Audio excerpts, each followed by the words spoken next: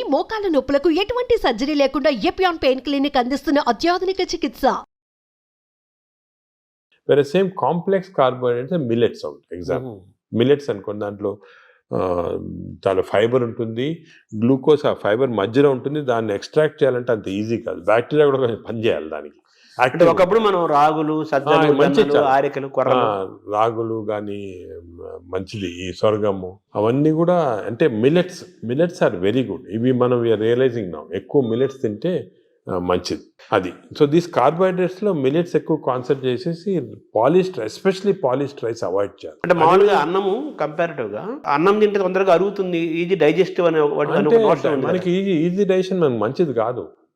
మనకి easy digestion అంటే పేషెంట్స్కి బాగా వీక్ ఉన్న వాళ్ళకి అవసరం, కానీ మనకి normal human being complex digestion మంచిది. ఎందుకంటే కాంప్లెక్స్ డైజెషన్లో ఫైబర్, దీన్ని గ్లైసిమిక్ ఇండెక్స్ అంటారు, ఒక టర్మినాలజీ పబ్లిక్ కూడా తెలియాలి. గ్లైసిమిక్ ఇండెక్స్ అంటే ఏమంటే మన ఆహారం తిన్నామంటే మన బ్లడ్ షుగర్ లెవెల్ ఎంత ఇంక్రీజ్ అవుతుంది. సో గ్లైసిమిక్ ఇండెక్స్ ఒక ఫుడ్ ఎక్కువ ఉంది అంటే డైజెషన్ కావచ్చు, కానీ ఆ గ్లైసిమిక్ ఇండెక్స్ ఎక్కువ కావటం వల్ల గ్లూకోజ్ ఎక్కువే మంచిది కాదు బాడీకి. సో రైస్కి, షుగర్కి మ్యాక్సిమం గ్లైసిమిక్ ఇండెక్స్, ఎందుకంటే షుగర్ తినడానికి ఇమీడియట్ గ్లూకోజ్ ఎక్కువ అవుతుంది, రైస్ తినడానికి కొంతవరకు అవుతుంది. కానీ కాంప్లెక్స్ కార్బోహైడ్రేట్స్ మిల్లెట్స్ అయితే గ్లైసిమిక్ ఇండెక్స్ తక్కువ.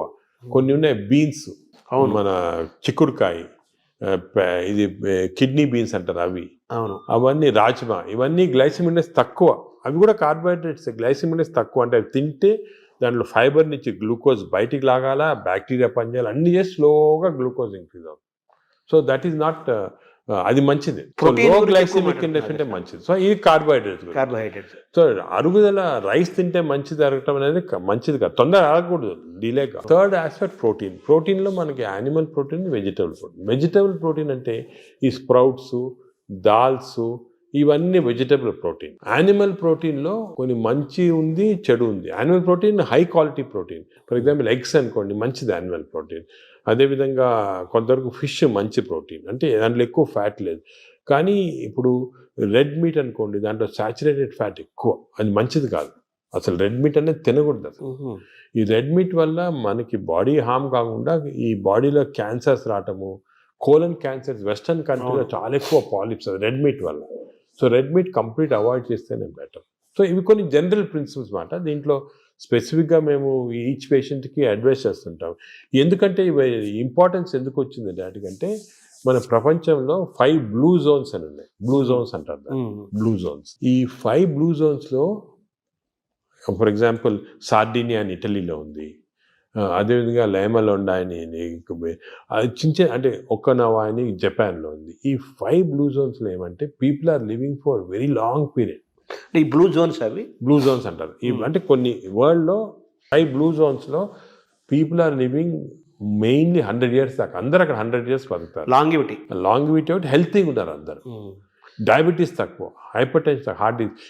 ఎందుకు అని చాలామంది రీసెర్చ్ చేసి చూస్తే మెయిన్గా వాళ్ళ 2 diet habits, second physical activity.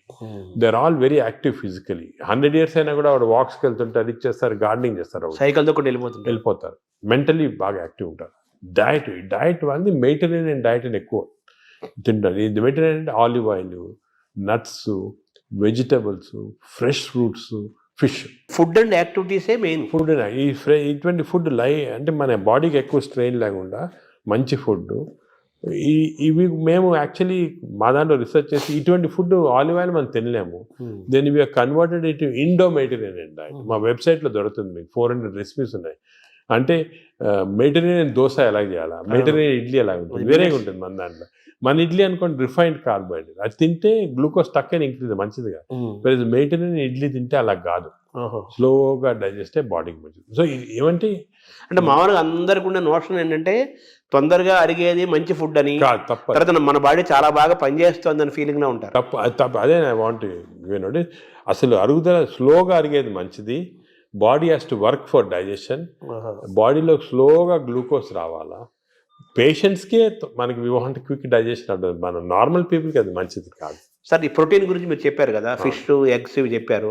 ఇదంతా నాన్ వెజిటేరియన్ వాళ్ళకి ఎక్కడ? వెజిటేరియన్ వాళ్ళకి ప్రోటీన్స్ చాలా, అసలు వెజిటేరియన్ ప్రోటీన్ మంచి ప్రోటీను దాల్, స్ప్రౌట్స్, ఆల్ లెంటిల్స్లో ప్రోటీన్స్ ఉంటాయి. ఈ బీన్స్ ఇటువంటి దాంట్లో కూడా పెసర మంచిది. ఇప్పుడు దోశ బదులు పెసరట్టు తినండి, మంచిది. పెసరట్టు మంచిది చాలా. మీరు ఒక 2 రోజులు దోశలు ఇడ్లీలు ఆపేసి పెసరట్టు తినండి, మంచిది చాలా. పెసరట్టు మన ట్రెడిషనల్గా చూడండి, పెసరట్టు, కోకోనట్ చట్నీ, సాంబారు, అల్లం పచ్చి, ఇవన్నీ మంచి, అసలు హెల్తీ. అలా తిన్నాం అనుకోండి మనకి మంచి హెల్త్కి మంచిది. సో ఈ western breakfast, toast, butter, egg అన్న బదులు ఇవి మంచి మాట. అంటే మామూలుగా ఈ ప్రపంచం పెద్దది, ఒక్కొక్క ప్రాంతంలో ఒక రకమైన శీతోష్ణ స్థితి, అంటే శీతోష్ణ పరిస్థితుల్లో ఒక్కో ప్రాంతానికి ఒక్కో రకంగా ఉంటాయి, జీన్స్ ఒక్కో రకంగా ఉంటాయి. దీన్ని స్టడీ చేసి కొన్ని వందల వేల సంవత్సరాల క్రితమే ఆయా ప్రాంతాలకి ఈ ఆహారం మన వాళ్ళు డిసైడ్ చేశారు. 100 ఏళ్ల నుంచి మనం అవే ఫాలో అవుతున్నాము కదా.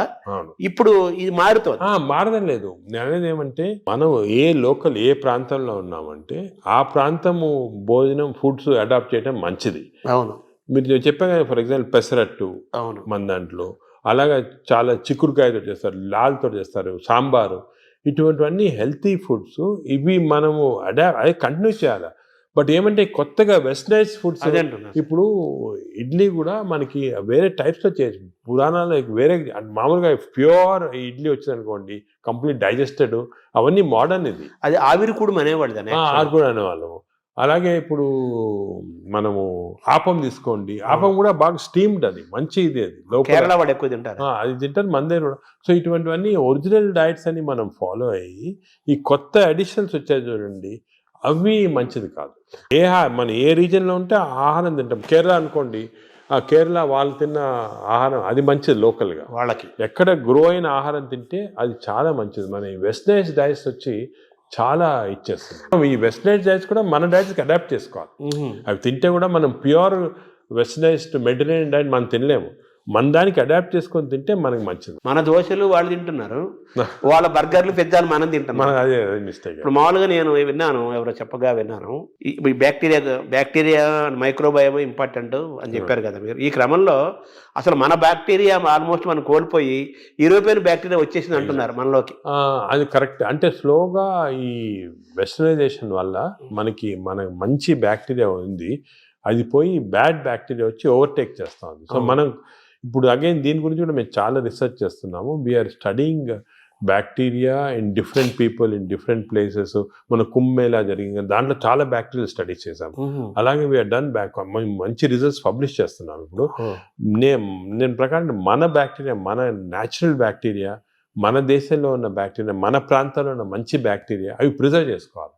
అవి చేయడానికి కొన్ని టెక్నిక్స్, కొన్ని మెథడ్స్ అవి ఉన్నాయి. అవి మేము ఇప్పుడు ఇంకోటి ఏం చేస్తున్నామంటే రీసెర్చ్, ఈ ఎక్స్టెన్సివ్ బ్యాక్టీరియా రీసెర్చ్ చేసిన తర్వాత ఏవి మంచి బ్యాక్టీరియా, ఏ చెడ్డ బ్యాక్టీరియా అని కనుక్కున్న తర్వాత, ఈ బ్యాక్టీరియా అనేది మన స్టూల్స్లో ఉంటాయి, కష్టం వేయటం, థెరపీలు ఏమి లేవు. So we are desiccating it and producing what is called capsules, అంటే టాబ్లెట్స్. మన ఈ మామూలుగా యాంటీబయాటిక్స్ ఇటువంటి టాబ్లెట్స్ బదులు ఈ డెసికేటెడ్ స్టూల్ క్యాప్సూల్సే టాబ్లెట్స్ లాగా ఇస్తున్నాం. భవిష్యత్తు అదే అంటున్నారు, ఫ్యూచర్ అదే దాని తర్వాత. సార్ మార్నింగ్ మన తెలుగు వాళ్ళం కాబట్టి మన ప్రాంతం మాట్లాడుకున్నాం. ఇప్పుడు మీ టాపిక్ అంతా లోకల్గా ఏ ఆహారం అవైలబుల్గా ఉందో 100 ఏళ్ల నుంచి అది తినండి, లోకల్గా మనం ఎలా ఉన్నామో దాన్ని ఫాలో. సేమ్ ఫిజికల్ యాక్టివిటీ చూసుకోండి, same activity you don't have to.